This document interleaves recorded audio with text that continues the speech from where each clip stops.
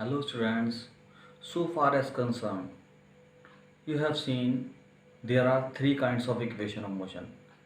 First is v is equals to u plus at, second is s is equals to ut plus half at square, third is v square is equals to u square plus 2as. I have told you three types of method for drive this equation of motion. मैंने आपको तीन methods पढ़ाए हैं. पहला method क्या है? पहला method से आपका कन्वेंशनल मेथड जो सिंपल मैथमेटिक्स से करते हैं. दूसरा बाय कैलकुलस मेथड जिसमें मैंने डिफरेंशिएशन इंटीग्रेशन करके आपको डेराइव करना सिखाया. तीसरा जो मैंने लास्ट टाइम सिखाया था वो बाय ग्राफिकल मेथड, आप उसको प्रूव कर सकते हैं. अभी क्या है कि there are four kind of equation of motion. यहाँ चार टाइप की इक्वेशन ऑफ मोशन है, ये आपके लिए नहीं है. Let us see distance traveled by a object in a particular second.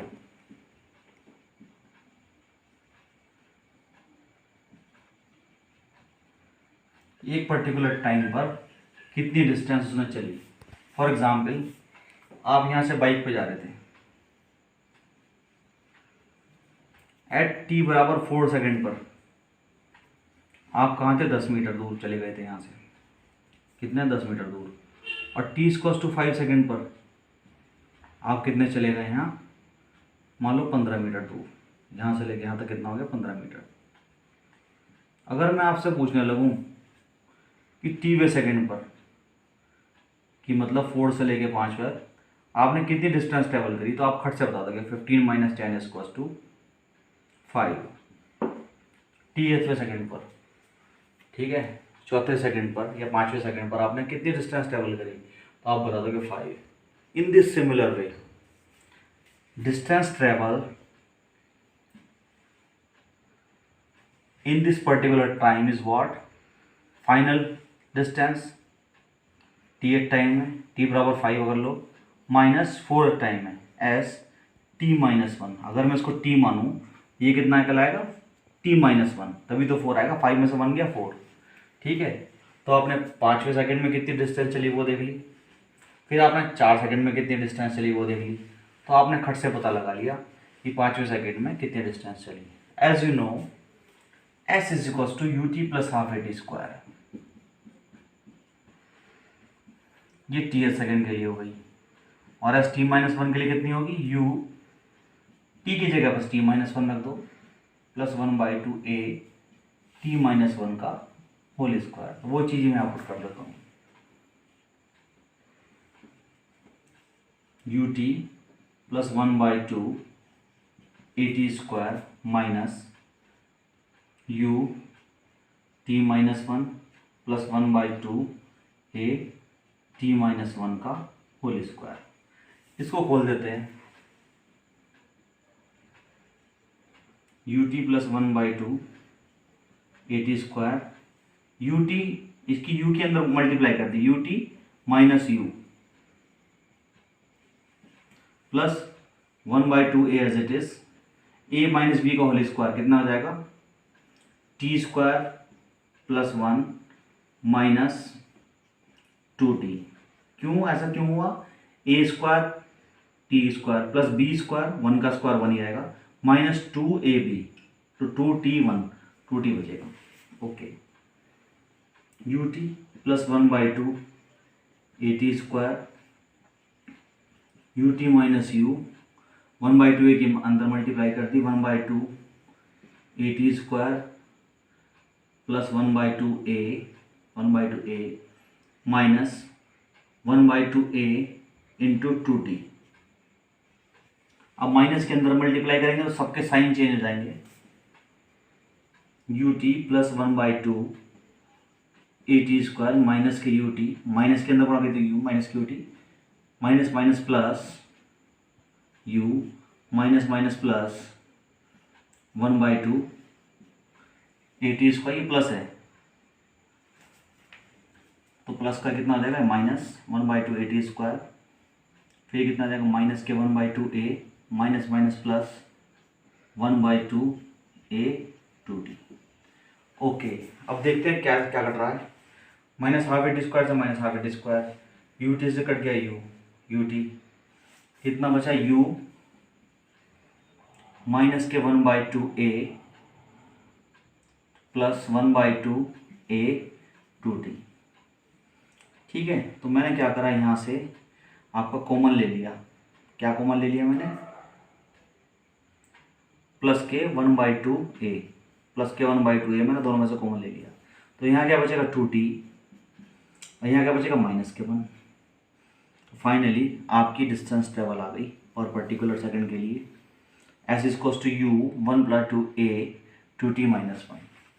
तो इसको जो है 2-3 बार करके देख लो, सिंपल मैथमेटिक्स है कि t सेकंड में 5 सेकंड में कितनी डिस्टेंस चली ut plus half at square, t -1 second 4 second में कितनी डिस्टेंस चली, तो t की जगह t-1 रख दिया, t की जगह t-1, यहाँ भी t की जगह t-1, दोनों के डिस्टेंस को घटा दिया तो t सेकंड में चली गई डिस्टेंस आ जाएगी। उसके बाद मैंने t-1 whole square equals to t square plus 1 - 2t करा। नेक्स्ट स्टेप में मैंने क्या करा, 1/2 सब में मल्टीप्लाई कर दी। उसके बाद मैंने माइनस के अंदर मल्टीप्लाई कर दी, सबके साइन चेंज हो जाएंगे, जो कटने वाली चीज़ थी कट गई। फाइनली ये आपका ये आ गया s equals to u plus 1/2a 2t-1। उस पर बेस्ड न्यूमेरिकल पूछ लेते हैं और डेरिवेशन भी पूछ लेते हैं कि टी सेकंड में चली गई डिस्टेंस पता करो। Now we will see some numerical. Your chapter motion in one dimension has been completed. Now we will see some numerical. The distance of a particle is x moving in one dimension. कोई particle कहाँ जा रहा है, एक ही direction में जा रहा है और डिस्टेंस कितनी है उसकी x।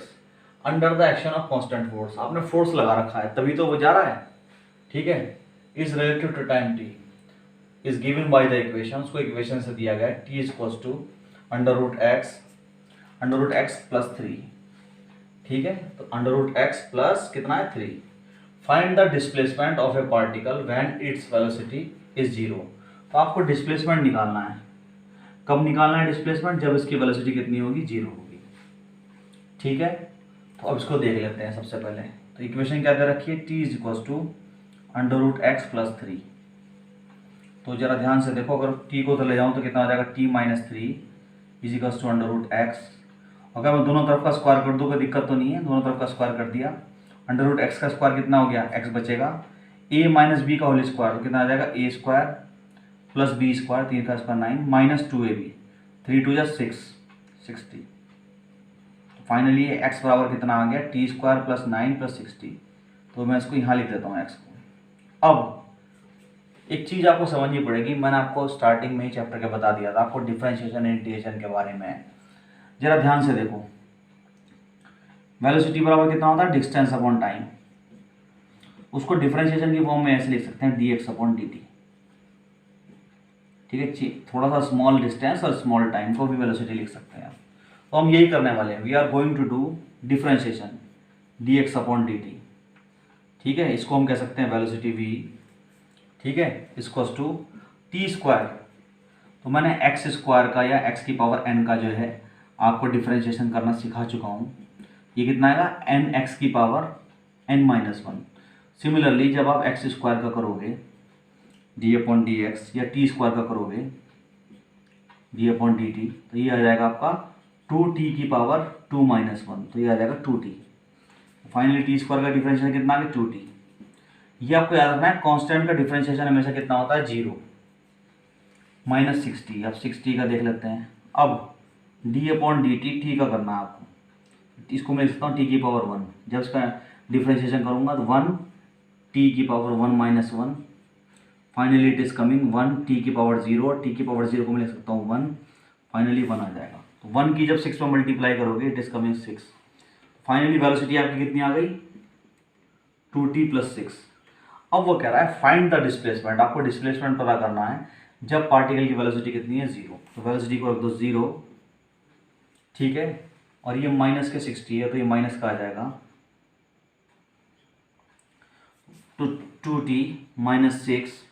फाइनली इसको ऐसे लिखता हूँ, 6 को उधर ले गया तो 2t = 6, t = 3। 3 कैसा आया, 6 को जब 2 से डिवाइड करोगे आप, 2 को नीचे रह जाएगा तो 3 आ जाएगा। तो t इक्वल्स टू 3 सेकेंड पर आपको क्या निकालनी है, आपको क्या निकालनी है, कितना उसमें डिस्प्लेसमेंट हुआ, तो वो भी देख लेते हैं। अब नो, जब वेलोसिटी 0 है तब टाइम कितना है 3 सेकेंड। तो इस t की वैल्यू को आपने 3 सेकेंड की वैल्यू को यहाँ रख दोगे तो आपको डिस्प्लेसमेंट मिल जाएगा जो आपको चाहिए डिस्प्लेसमेंट। तो x is equals to t का स्क्वायर, टी की जगह 3 सेकेंड रख देंगे, 3 का स्क्वायर प्लस 9 माइनस 6 इंटू 3, तो 3 3 जा 9 plus 9 minus 18, 18 minus 18 is equals to 0। Finally you get displacement कितना आ गया 0। What is you get displacement, displacement is coming 0, so that is the answer. Now we will see next example. A car travels first half distance between two particles with a speed of 40 km/h. तो कोई car थी, वो पहले आधा रास्ता, मान लो पूरे का पूरा डिस्टेंस कितनी हो गई x, तो वो कह रहा है x/2 डिस्टेंस, आधी डिस्टेंस पे रास्ता तय करता है कितनी स्पीड से 40 km/h, ठीक है। एंड रेस्ट हाफ डिस्टेंस है, बची हुई आधी डिस्टेंस जितनी है, ठीक है, with the speed of 60 km/h, ठीक है। Find the average speed. Average speed का फॉर्मूला कितना होता है बताओ, average speed is equals to total distance covered upon total time.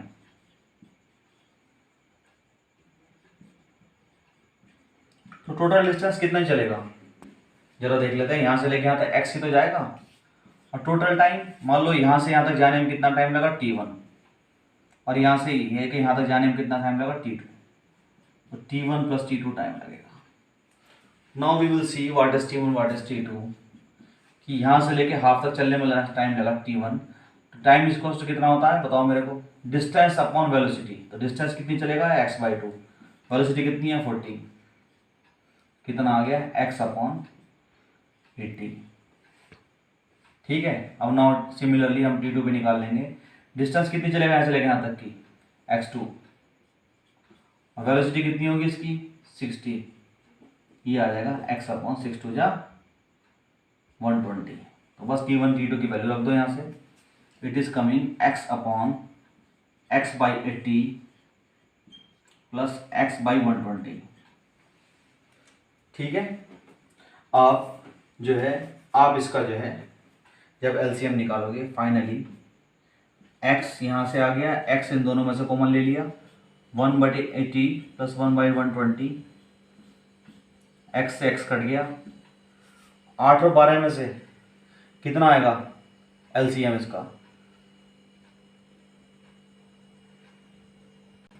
इसका एलसीएम कितना आएगा बताओ आप लोग, 12 12 चौक 48, 8 6 48, 480, ठीक है, 8 6 प्लस 4 कितना आ गया 480 upon 10, finally it is coming 48 km/h। आपका आंसर आ गया, एवरेज स्पीड कितनी आ गई 48 km/h। तो मैं दोबारा से बता देता हूँ इस क्वेश्चन को, I just only want to repeat this question. First half distance पे कितना चला 40 km/h की स्पीड से, सेकेंड हाफ डिस्टेंस पे कितना चला 60 km/h की स्पीड से है। आपसे पूछ रखी है एवरेज स्पीड, एवरेज स्पीड का फॉर्मूला था total distance upon total time. Total distance यहाँ से लेके यहाँ तक कितनी हुई x, टोटल टाइम यहाँ से लेके यहाँ तक का मान लिया t1, यहाँ से लेके यहाँ तक का टाइम t2, तो t1 distance equals to time equals to कितना होता है डिस्टेंस अपॉन वेलोसिटी, तो फाइनली x अपॉन 80 आ गया। Second time t2 equals to distance upon velocity, तो डिस्टेंस कितनी आ गई x/2, वेलोसिटी की आ गई 60, तो x अपॉन 120, इन दोनों की वैल्यू रख दी है, x कॉमन निकाल के काट दिया, 80 और 120 का एलसीएम आ गया 480, फाइनली आपने कैलकुलेट करके कितना आ गया 48 km/h।